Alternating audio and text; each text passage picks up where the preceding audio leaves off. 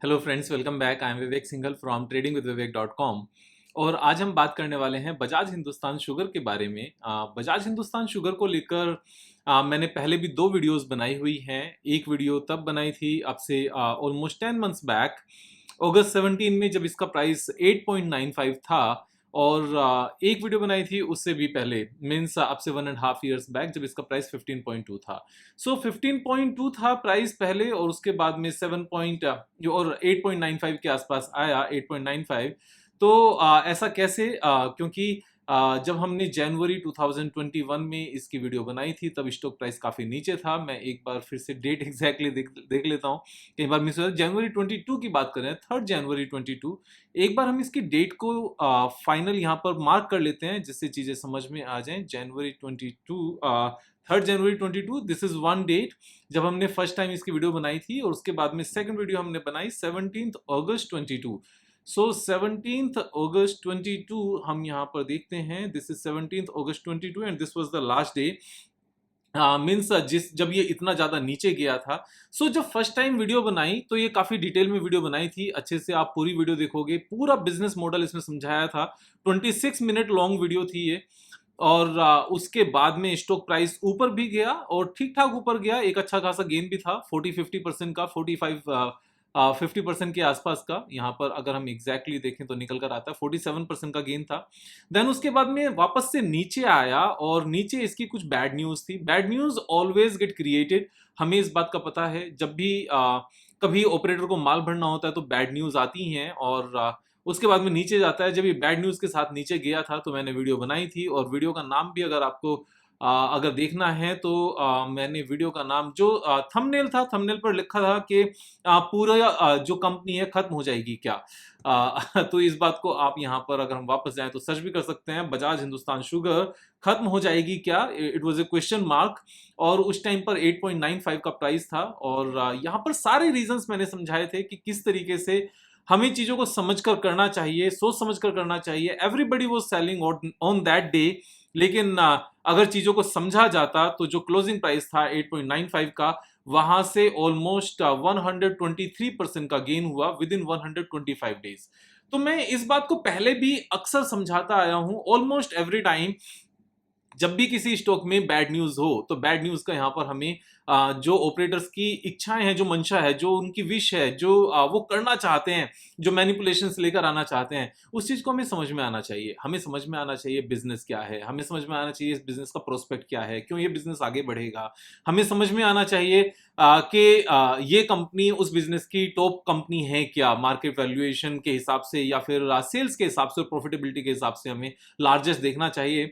और अगर हमें पता है, हमारे पास सॉलिड रीजंस हैं कि बिजनेस ग्रो करना ही करना है, तो कंपनीज के रिस्ट्रक्चर होने की जो प्रोबेबिलिटी है, अगर कंपनी के फाइनेंशियल्स उतने अच्छे नहीं भी हैं तो भी वो पॉसिबिलिटी बढ़ जाती है। क्योंकि अगर किसी पर्टिकुलर प्रोडक्ट की इंडिया में डिमांड है तो जो मिनिस्ट्री है, जो रिलेवेंट मिनिस्ट्री है उस पर्टिकुलर प्रोडक्ट को लेकर, वो पूरी कोशिश करेगी इंडस्ट्री को संभालने की। क्योंकि अगर इंडस्ट्री वो नहीं संभाल पाई और इंडिया में उस चीज की डिमांड रही तो यहाँ इन्फ्लेशन बढ़ जाएगा उस पर्टिकुलर प्रोडक्ट का। और किसी भी गवर्नमेंट के लिए इन्फ्लेशन का बढ़ना एक लिमिट से ज्यादा वो अच्छा नहीं होता। यहाँ पर पॉलिटिकल इंटेंशंस भी होती हैं और यहाँ पर इकोनॉमिक इंटेंशंस भी हैं कि इकोनॉमी को अच्छे से चलाया जाए।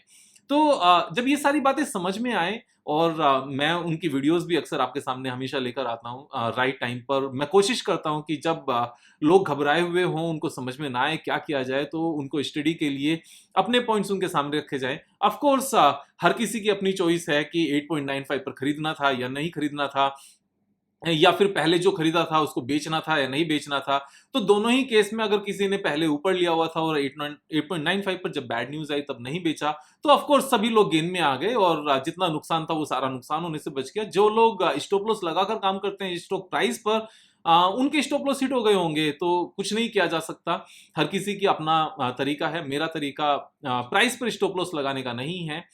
और यहाँ पर जितना भी स्टॉप लॉस लगाना है वो कंपनी के सिलेक्शन पर, बिजनेस के सिलेक्शन पर, और यहाँ पर स्टॉक प्राइस के टेक्निकल एनालिसिस पर लगा लो। अगर कोई चीज समझ में आती है तीनों पॉइंट ऑफ व्यू से, कि बिजनेस भी समझ में आए, फाइनेंशियल भी समझ में आए, टेक्निकल भी समझ में आए, तभी हमने पैसा उसके ऊपर लगाना चाहिए। अब आज इस कंपनी को वापस से कवर करने का क्या रीजन है? यहाँ पर 2-3-4 रीजन है। सबसे पहला रीजन है कि एथनॉल को लेकर नितिन गडकरी जी ने अभी हाल फिलहाल में 2 दिन पहले ही इस चीज को अनाउंस किया है कि अगस्त में टोयोटा की कैमरी लॉन्च होने वाली है, that will be running 100% on the ethanol. तो ये एक बहुत ही पॉजिटिव पॉइंट है। During the event Gadkari said country soon will have vehicles that will run fully on ethanol soon.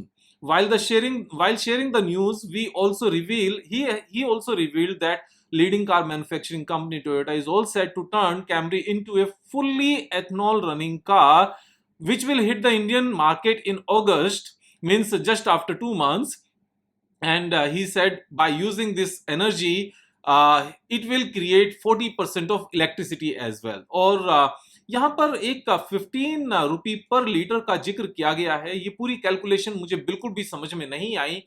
यहाँ पर लिखा हुआ है, if you compare ethanol prices with petrol, it will be 15 rupee per liter of petrol, because ethanol rate is 60 while rate of petrol is 120, plus it would generate 40% of electricity. The average cost of ethanol will be 15 per liter. देखो, अगर किसी को ये पूरी calculation समझ में आई हो, मैं उतना ज्यादा टेक्निकल इस बारे में नहीं समझ पाया कि 15 रुपीज की कॉस्टिंग कैसे आए, तो प्लीज यहाँ पर कमेंट बॉक्स में लिखकर डिटेल में सबकी हेल्प के लिए जरूर बताना कि ये 15 रुपीज की कैलकुलेशन कहां से निकल कर आई है। लेकिन जब इस बात का जिक्र किया गया है 15, तो ऑफकोर्स ये 15 ही होगा, और ये अमेजिंग बात है, इससे ज्यादा अच्छी बात नहीं हो सकती। एक और जो साथ में हम यहाँ पर बात करते हैं कि जो टू व्हीलर्स हैं यहाँ पर उनको भी यहाँ पर लाया जाएगा, और सारे ही टू व्हीलर्स यहाँ पर एथनॉल से चलेंगे। ये सारी अमेजिंग खबरें हैं, और हम यहाँ पर देख सकते हैं कि यहाँ पर डिटेल में लिखा भी गया था कि पूरी तरीके से टू व्हीलर भी इसमें शामिल होंगे। जैसे अंतिम उपभोक्ता के लिए कहीं अधिक लागत प्रभावी हो सकता है। रविवार को गडकरी ने कहा कि हम नए वाहन ला रहे हैं जो पूरी तरह से एथनॉल पर चलेंगे। इसमें बजाज, टीवीएस, हीरो के कुछ स्कूटर शामिल होंगे जो 100% एथनॉल पर चलेंगे। ये अमेजिंग पॉइंट है, और यहाँ पर 2025 तक का गवर्नमेंट का इंटेंशन है कि 20% एथनॉल मिक्स होना चाहिए पेट्रोल में। तो यहाँ पर दोनों तरीके से चीजें चलेंगी। एक फ्लेक्सी फ्यूल इंजन बोला गया है, जो पेट्रोल या एथनॉल किसी भी रेशो के मिक्सचर में कैपेबल होगा चलाने के लिए, यानी कि 100% पेट्रोल भी हो सकता है, 100% एथनॉल भी हो सकता है, और किसी भी रेशो में दोनों का मिक्सचर भी हो सकता है। और यहाँ पर 100% एथनॉल वाले इंजन की भी बात कर रहे हैं, और 100% एथनॉल से टू व्हीलर चलने की भी बात कर रहे हैं। एक और जो इंपॉर्टेंट पॉइंट है कि जो टोटल एमिशन है उसका 15% व्हीकल से आता है, और जब हम इलेक्ट्रिक व्हीकल्स पर स्विच कर जाएंगे, या गैस पर स्विच कर जाएंगे, या एथनॉल जैसे क्लीन फ्यूल पर स्विच कर जाएंगे, और पेट्रोल और डीजल का कंजम्पशन अपने व्हीकल्स में ऑलमोस्ट खत्म हो जाएगा, तो यहाँ पर कम से कम 15% एमिशन से तो बचेंगे। और अगर इस 15% एमिशन को नहीं बचाया गया तो एब्सोल्यूट टर्म्स में 15% बहुत ज्यादा बढ़ सकता है, क्योंकि नंबर ऑफ व्हीकल्स लगातार यहाँ पर इंक्रीज कर रहे हैं। अब बात ये आती है कि एथनॉल की इस खबर से बजाज हिंदुस्तान शुगर का क्या लिंक है। बजाज हिंदुस्तान शुगर इंडिया की first means largest, second largest और थर्ड लार्जेस्ट, इन तीनों में से अभी हम डेटा देख लेते हैं कि कौन से नंबर की कंपनी है। तो इसको देखने के लिए हम सिंपली बजाज हिंदुस्तान शुगर पर जाते हैं, और यहाँ पर पीयर ग्रुप में जाते हैं, और यहाँ पर हम सेल्स के बेस पर देखते हैं कि सबसे बड़ी कंपनी कौन सी है। सबसे बड़ी कंपनी है EID पैरी, और फिर उसके बाद में जो क्वार्टरली सेल्स है श्री रेणुका शुगर की 2300 है, और बजाज हिंदुस्तान की 2000 है। यानी कि श्री रेणुका शुगर और बजाज हिंदुस्तान शुगर ये दोनों सेम ही सेल्स की कंपनी है, दोनों में कोई भी ऐसा डिफरेंस नहीं है। लेकिन अगर आप देखोगे मार्केट कैपिटलाइजेशन को लेकर, तो श्री रेणुका शुगर की जो मार्केट कैपिटलाइजेशन 9200 करोड़ है, और बजाज हिंदुस्तान शुगर की सिर्फ 2000 करोड़ है। आप यहां पर ये डिफरेंस, बहुत बड़ा डिफरेंस है, यानी कि श्री रेणुका शुगर 4.5 टाइम्स ज्यादा मार्केट वैल्यूएशन पर है, जबकि जो सेल्स है ऑलमोस्ट सेम है। यही एक गैप है जिसको हमें कैच करना होता है। अब यहाँ पर ये गैप है क्यों? क्या श्री रेणुका शुगर के जो रिजल्ट्स हैं वो और बहुत ज्यादा अच्छे हैं? ऐसा बिल्कुल भी नहीं है। अगर हम बैलेंस शीट की बात करें, सबसे पहले हम यहाँ पर बजाज हिंदुस्तान शुगर की बैलेंस शीट की बात करते हैं। जब मैंने फर्स्ट वीडियो बनाई थी उस टाइम पर जो रिजर्व था 2200 था, और बोरोइंग थी 5400 थी। लेकिन अभी आज की डेट में ये सिचुएशन सारी ही चेंज हो गई है। रिजर्व इंक्रीज होकर 4300 हो गए हैं, और बोरोइंग कम होकर 4300 हो गई है, यानी कि 1:1 का रेशियो आ गया है, जो अपने आप में अच्छा है। और जो अगर हम क्वार्टरली रिजल्ट्स की भी यहाँ पर बात करें, हाईएस्ट एवर सेल्स पर पहुंच गए हैं, हाईएस्ट एवर ऑपरेटिंग प्रॉफिट पर पहुंच गए हैं, और highest ever profit before tax पर पहुंच गए हैं। तो ये हाईएस्ट एवर बेस्ट फिगर्स का आ जाना अपने आप में अच्छा है। एक और चीज जो मैं बताना चाहता हूं, जितनी भी शुगर कंपनीज हैं वो सारी शुगर कंपनीज सिर्फ और सिर्फ इस वजह से परेशान हैं क्योंकि शुगर का प्रोडक्शन ज्यादा है और यहाँ पर इंटरनेशनल मार्केट में कंपटीशन है और शुगर का प्रोडक्शन डिमांड से ज्यादा होने की वजह से यहाँ पर प्राइसेस ऊपर नहीं जा पाते। अब इस बात का सोल्यूशन कैसे आएगा? सोल्यूशन बड़ा सिंपल सा है। जब एथेनॉल बनना शुरू होगा तो शुगर से दो चीजें बन सकती हैं यहाँ पर, या तो एथेनॉल बन सकता है या फिर ये शुगर ही बन सकता है। शुगर केन से, एक्चुअल में शुगर केन से या तो एथेनॉल बनेगा या शुगर बनेगी। अब जब शुगर केन का कंजम्पशन यहाँ पर एथेनॉल बनाने के लिए बढ़ जाएगा तो शुगर के लिए शुगर केन की अवेलेबिलिटी कम हो जाएगी, और जैसे ही शुगर केन की अवेलेबिलिटी यहाँ पर कम होगी तो शुगर का प्रोडक्शन इंडिया में कम हो जाएगा, जिसकी वजह से सारी ही शुगर कंपनीज वापस से प्रॉफिट मेकिंग कंपनीज बन जाएंगी। इसी तरह की सिचुएशन है जैसे पावर कंपनीज सारी अच्छी हो गई, जैसे स्टील कंपनी सारी अच्छी हो गई, और यहाँ पर जैसे सरकारी जो बैंक थे वो सारे के सारे वापस से अच्छे हो गए। इसी तरीके से शुगर कंपनीज की सिचुएशंस इंप्रूव होती जा रही हैं। यही स्टेटमेंट मैंने अब से 1.5 ईयर बैक जब बजाज हिंदुस्तान शुगर की वीडियो बनाई थी तब भी बोला था कि इनकी सिचुएशंस लगातार अच्छी होती चली जाएगी, और उस सिचुएशन को हम यहां पर देख भी सकते हैं बैलेंस शीट में जाकर कि सिचुएशन अच्छी हुई या नहीं हुई। ऑफ कोर्स अच्छी हो गई, रिजर्व इंक्रीज हो गया 2000 करोड़ रुपीस से, और यहां पर बोरोइंग कम हो गई 1000 करोड़ रुपीस से। तो इसी को तो अच्छा होना कहते हैं यहाँ पर। तो बिजनेस समझ में आ गया, फाइनेंशियल्स में साफ साफ इंप्रूवमेंट नजर आ गई, लेटेस्ट क्वार्टरली रिजल्ट्स की हाईएस्ट एवर परफॉर्मेंस नजर आ गई। अब यहाँ पर बात करते हैं जो टेक्निकल्स हैं।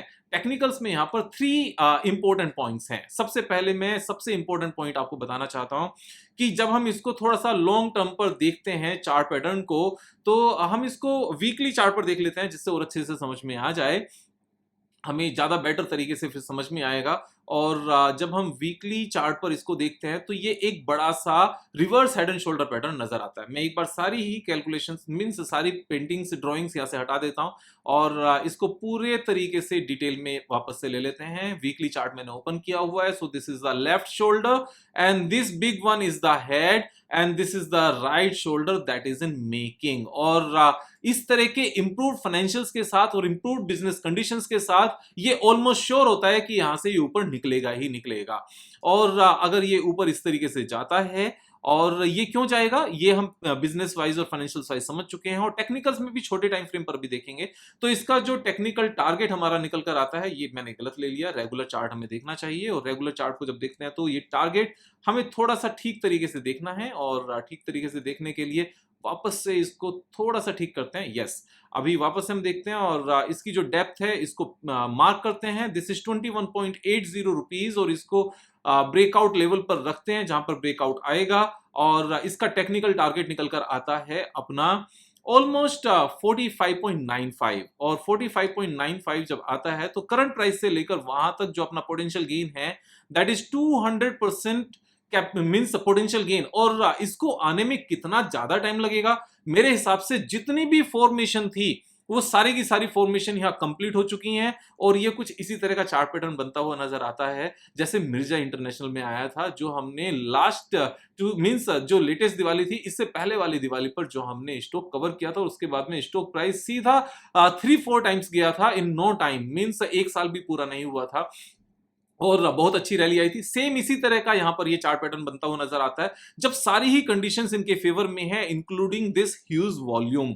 और अब हम बात करते हैं छोटे टाइम फ्रेम पर। एक बार हम डेली चार्ट पर वापस से आते हैं, और डेली चार्ट पर जब आते हैं तो यहां पर एक टेक्निकल चार्ट पैटर्न में आपको बनता हुआ नजर आता है, दिखाता हूं आपको। This is complex cup with handle pattern, और ये हमारा कप है, ये इसका हैंडल है, और ये इसका एक और हैंडल है। अब इसका जो टेक्निकल टारगेट निकल कर आता है उसको एक बार मार्क कर लेते हैं। ये छोटे टाइम फ्रेम पर है, और ये टेक्निकल टारगेट जो निकल कर आया ये हमारा टारगेट आता है 19.40। और अगर इस छोटे टाइम फ्रेम के टेक्निकल टारगेट की भी हम बात करने लगे, so this is immediate 24% gain. ये सबसे पहला टारगेट है बेसिकली।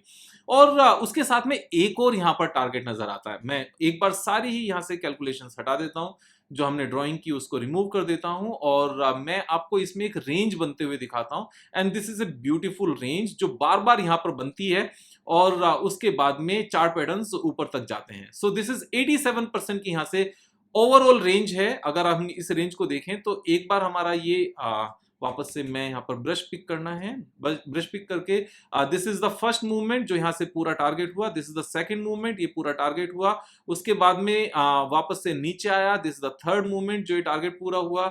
उसके बाद में this is the fourth one, और इसके बाद में this is the fifth one, और वापस से अभी 6-1 ये लगातार इस तरीके से चल रहा है। तो अगर हम जो हाफ जर्नी ये पूरी कर चुका है और करंट प्राइस से लेकर इस रेंज के ऊपर के लेवल को देखने लगे तो भी 41% का गेन है। और ये 41% का गेन बेसिकली इसको कहां लेकर जाता है? This is exactly the reverse head and shoulder pattern जो हमारा यहां पर बना है। ये एक और पैटर्न है, अगर आप देखोगे थोड़ा सा यहां से बड़ा हो गया, this is the one shoulder, this is the second shoulder, और ये एक बड़ा सा हेड है यहां पर पूरा इस तरीके से, and this is the one shoulder right hand side पे, this is the second shoulder on the right hand side. और इस पैटर्न के हिसाब से जब ये एक से ज्यादा शोल्डर्स बनने लगे ना, तो वहां पर जितने भी डाउट्स हैं वो सारे के सारे पूरी तरीके से खत्म हो जाते हैं। और इसके हिसाब से हमारा सेम टेक्निकल टारगेट आता है जो अपना 42 के आसपास है। यानी कि अगर हम इसको डेली चार्ट पैटर्न पर complex head and shoulder pattern भी देखने लगे तो भी यहां से 170% का गेन है। ये मैं जैसे मैंने बताया आपको पहले भी कि ये सेम तरीके का चार्ट पैटर्न बनता है जो मिर्जा इंटरनेशनल में बना था। लेकिन जब मैं ये बातें कर रहा हूं तो इस बात को बिल्कुल ध्यान से समझने की जरूरत है। मेरी किसी भी तरीके की यहां पर आपको रिकमेंडेशन नहीं है बाय या सेल करने की। जैसे अगस्त में 22 में इसकी वीडियो बनी थी जब 8.95 आया था, जब यहाँ पर इसके अगेंस्ट बैड न्यूज थी, वो बैड न्यूज क्रिएटेड थी, मैंने चीजें एक्सप्लेन की थी, वीडियो वापस से देखना किस तरीके से उस चीज को बताया गया था। और वो पूरा एक प्रोपेगेंडा था। उसके बाद में वहां से 123% का गेन आया इमीडिएटली विद इन 4 मंथ्स। तो यहां पर तब भी मैं ये चीज कह रहा हूं, मेरे कहने से नहीं लेना था, तब भी अपनी समझ के हिसाब से लेना था, अभी भी आपको अपनी समझ के हिसाब से लेना है। मेरा काम आपको सिखाना है। मुझे यहां पर अच्छा लगेगा अगर आप चीजों को समझकर यहां पर एक अच्छे इन्वेस्टर बनोगे। और अगर हम यहां पर 2-3 करोड़ अच्छे investors over a period of time India में क्रिएट कर पाए तो वर्ल्ड को सुपर पावर बनने से कोई नहीं रोक सकता। और जब किसी कंट्री में यहां पर रिसेशन आया करेगा तब सब लोग हमें हमारी तरफ ही निगाह उठाकर देखा करेंगे कि इनके पास पैसा है, अगर ये हमारी कंट्री में पैसा लगाएं तो शायद उस कंट्री की जान बच जाए। उस टाइम पर हम FII हुआ करेंगे। यहाँ पर इन सब विजन्स के साथ, मिशन के साथ सीखते रहना है। मैं आपको सिखाता रहूंगा। मैं अपना धर्म समझता हूं आपको सिखाना, आपका धर्म है यहाँ पर खुद से सीखना और नॉलेज को अप्लाई करना और दोस्तों के साथ शेयर करना, उनको सिखाना। यहाँ पर सब्सक्राइब करना, सब्सक्राइब कराना। कल फिर मिलेंगे एक नए वीडियो के साथ, तब तक जय हिंद।